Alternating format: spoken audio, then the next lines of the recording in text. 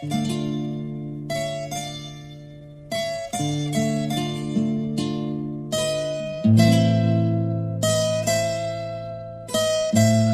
fallait s'inscrire sur une plateforme qui vous renvoyait sur une autre plateforme.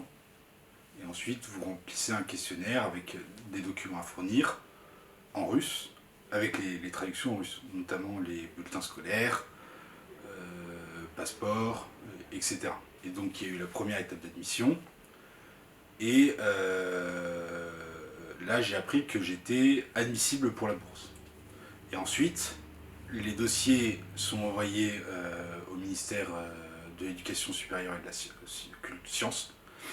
Et ils sont ensuite donnés aux universités dans lesquelles on a postulé, parce qu'il faut faire un choix de 6 universités.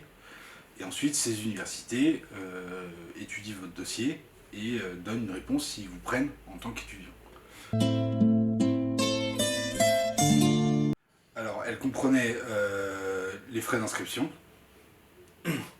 une place en dortoir universitaire et une bourse de 2000 roubles sur un compte bancaire.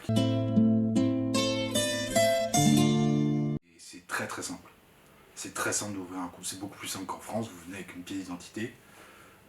Alors, dans mon cas, c'était un peu particulier parce que j'avais, forcément, c'était un compte qui est ouvert avec l'université. Mais sinon, pour ouvrir un compte bancaire en Russie, c'est extrêmement simple. Alors, comme j'avais fait plusieurs visas avant, j'étais plutôt rodé. Et ça a beaucoup évolué dans le bon sens. Il y a un centre maintenant qui est dédié à la réception des dossiers de visa. Il y a beaucoup moins d'attente. Il faut un passeport.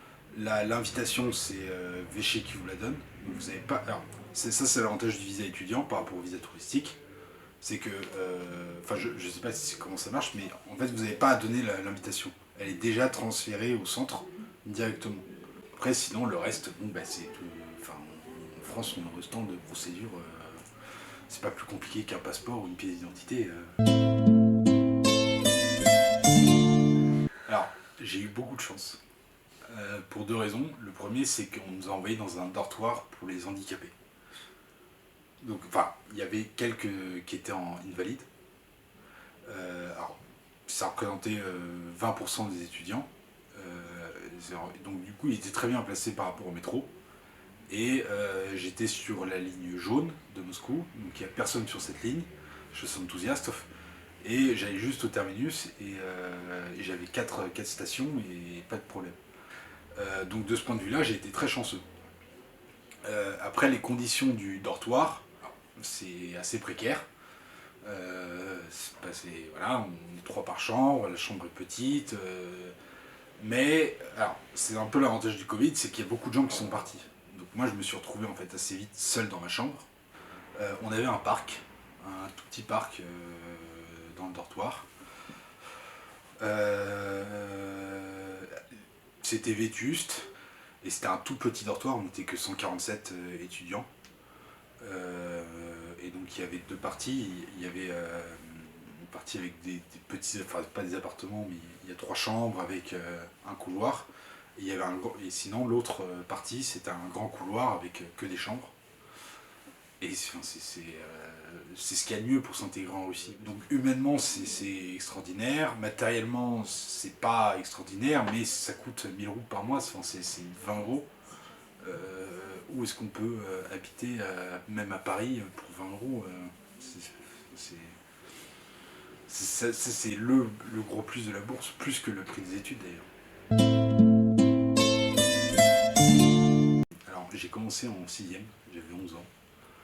Donc il n'y a pas de raison objective à tout ça, c'est juste, j'avais lu Michel Strogoff de Jules Verne, mon prof de piano était arménien, donc j'ai appris le piano avec la méthode russe, donc main droite d'abord, main gauche, etc. Et on avait un carnet, enfin il m'avait fait acheter une méthode où la plupart des morceaux c'était des morceaux de compositeurs russes.